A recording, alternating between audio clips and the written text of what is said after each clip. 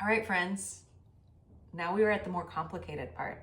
You already made a list of shapes, made a list of lines that you already know. You practiced finding them in a picture, which is pretty cool. Already starting to break it down into shapes you know. And now you get to start with a picture and do a drawing on your page. Let's try it out. Okay, let's start with our drawing. I notice there's kind of these circle shapes at the top of the legs. This one is even kind of like a triangle, or like a circle with a triangle, because it goes down like that. I notice it's kind of a rectangle in the middle, or even a square.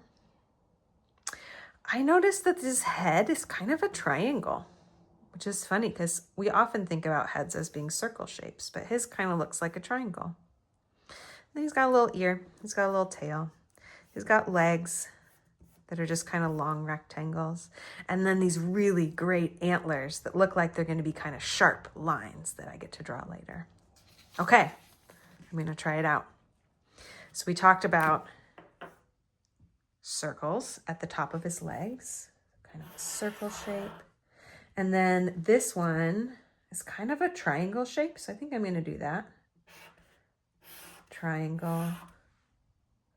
We talked about long rectangles for the legs and a triangle for the head. I'm going to do the head first to give me an idea of where it's going to go. Long triangle with a little dot for the eye and a little oval for the ear and a little dot for the nose.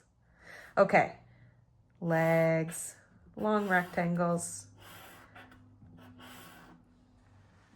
This leg kind of comes out of that triangle, and then there's one more behind it.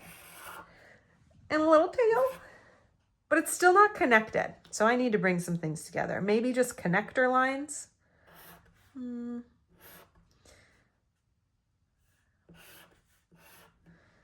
then the antlers.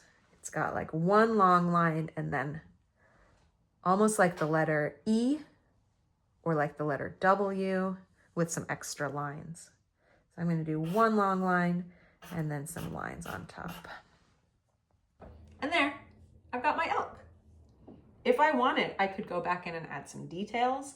I noticed that there's some furry parts, and so maybe I would add some lines to show the furry parts. Maybe I need a little tail. And maybe if I have more time, I could even add some of the grass or some of the trees or things like that, all by breaking it down into shapes and lines that I know how to do.